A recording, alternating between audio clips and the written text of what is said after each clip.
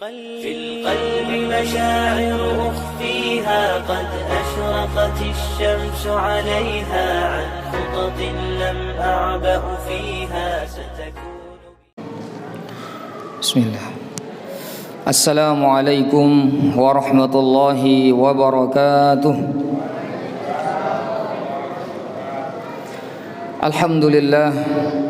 الحمد لله نحمده ونستعينه ونستغفره ونعوذ بالله من شرور أنفسنا ومن سيئات أعمالنا من يهده فلا مضل له ومن يضلله فلا هادي له. أشهد أن لا إله إلا الله وحده لا شريك له وأشهد أن سيدنا محمدا عبده ورسوله لا نبي بعده.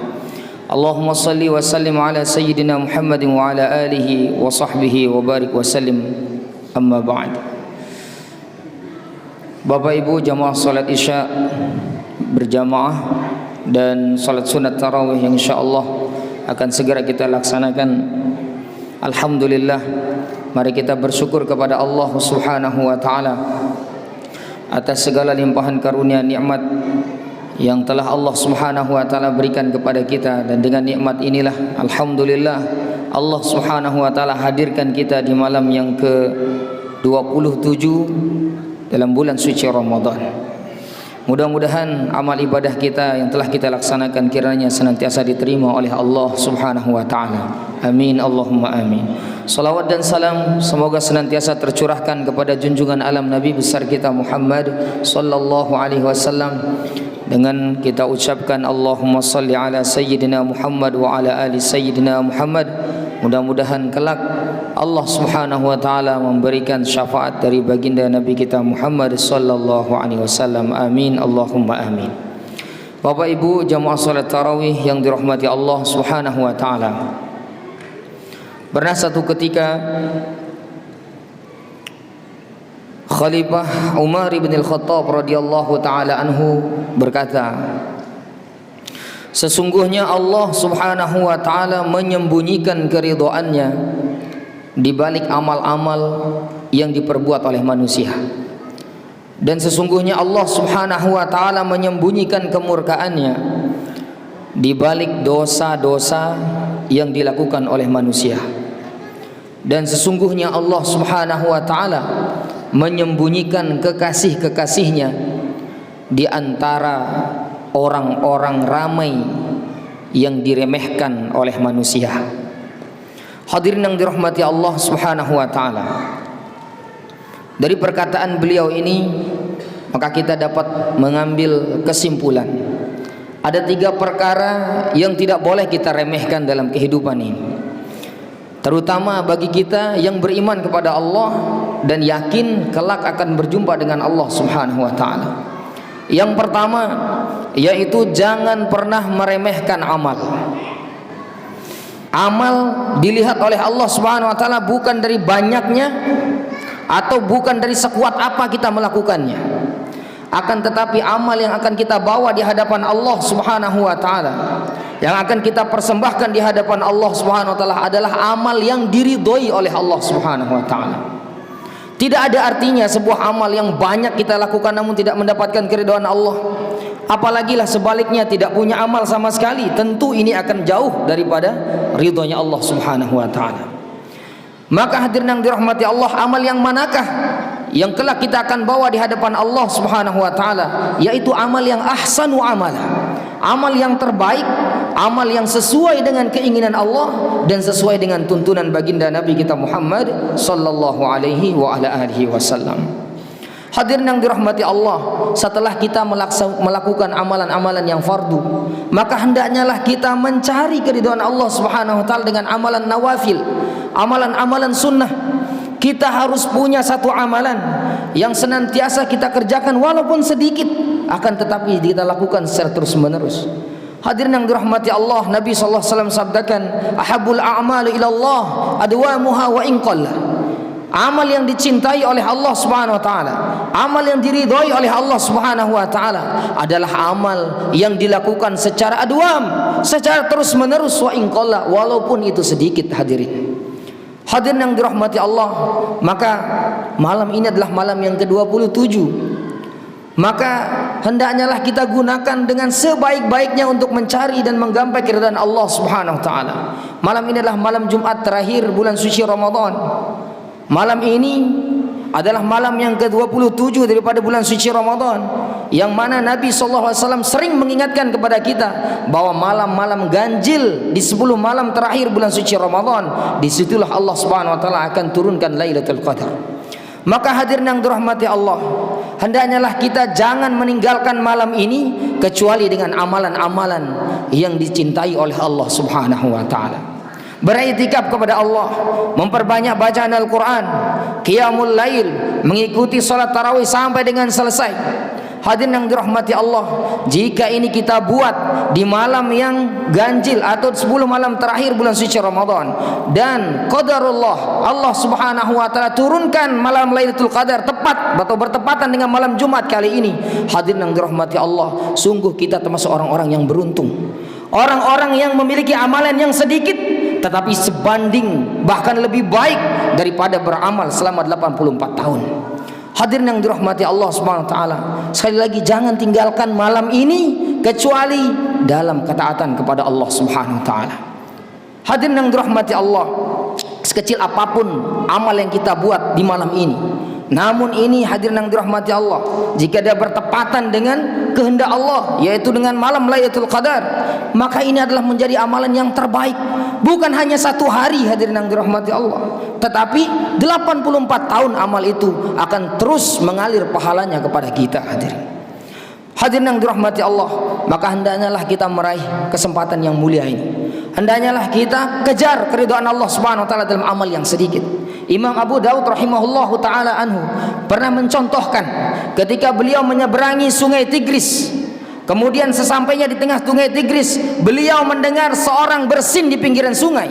Maka seketika itu Imam Abu Daud rahimahullahu taala mengatakan kepada pemilik perahu, "Wahai Fulan, kembalilah kamu ke pinggir pulau. Kembalilah kamu ke pinggir sungai. Karena di sana ada orang yang bersin sementara tidak ada orang yang menjawabnya.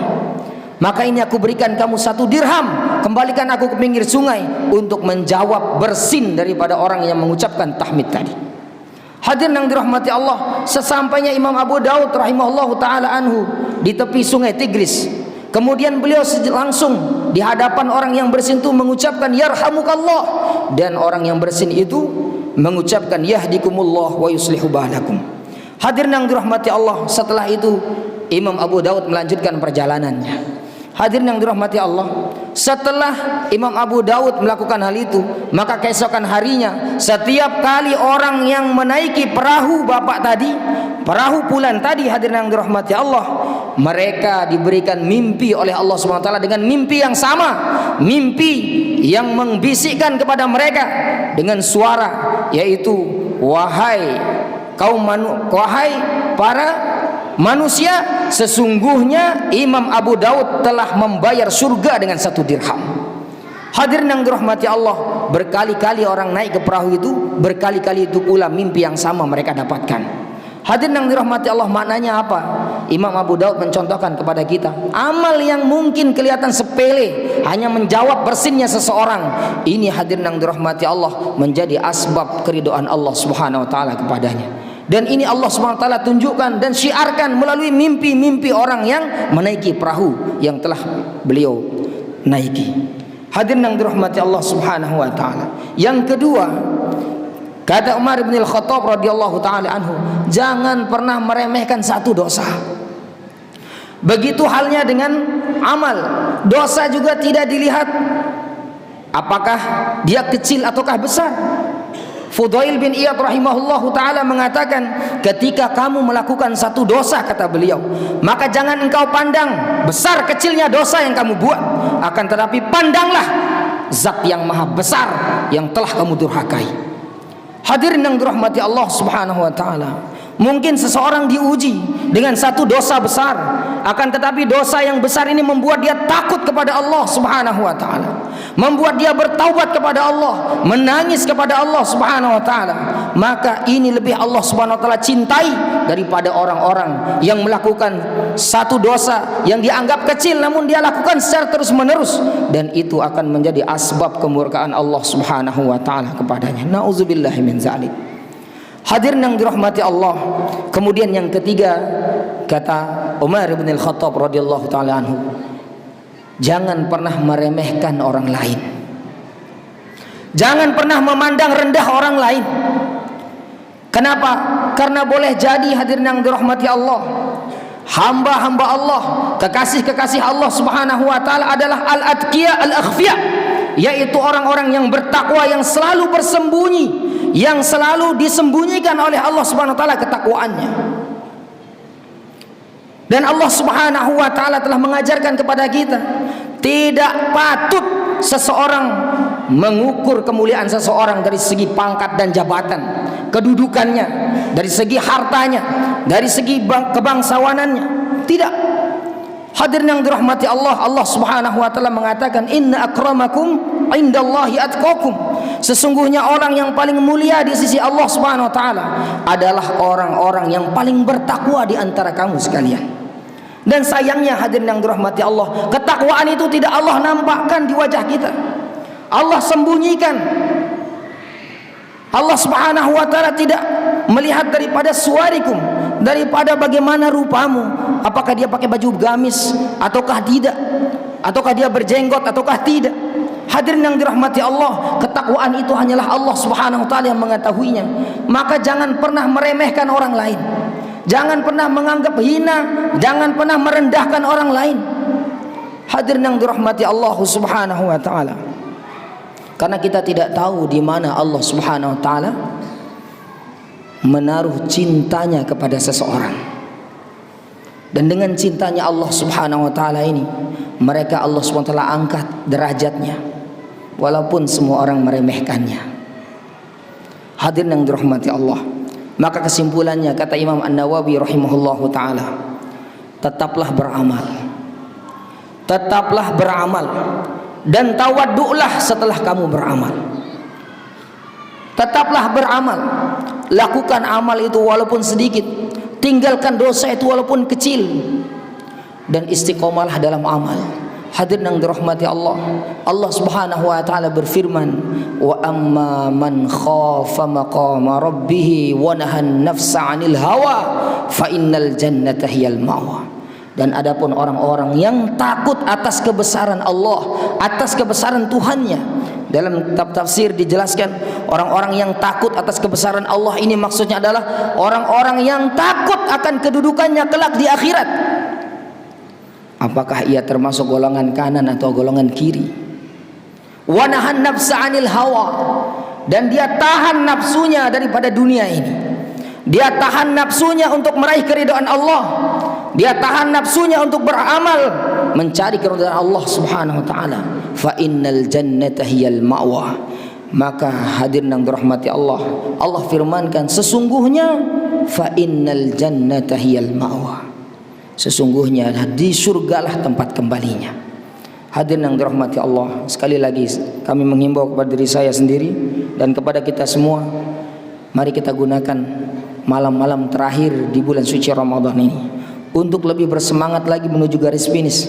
Semoga kita yang hadir di pada malam yang mulia ini menjadi hamba-hamba Allah Subhanahu wa taala yang mendapatkan keridhaannya, menjadi hamba-hamba Allah Subhanahu wa taala yang dikumpulkan dalam surganya, menjadi hamba-hamba Allah Subhanahu wa taala yang meraih Lailatul Qadar. Amin Allahumma amin. Demikian mungkin hanya yang bisa kami sampaikan, lebih dan kurangnya mohon dimaafkan. Wallahul muwaffiq wal hadi ila sabilir rasyad. Assalamualaikum warahmatullahi wabarakatuh. في القلب مشاعر أخفيها قد أشرقت الشمس عليها عن خطط لم أعبأ فيها ستكون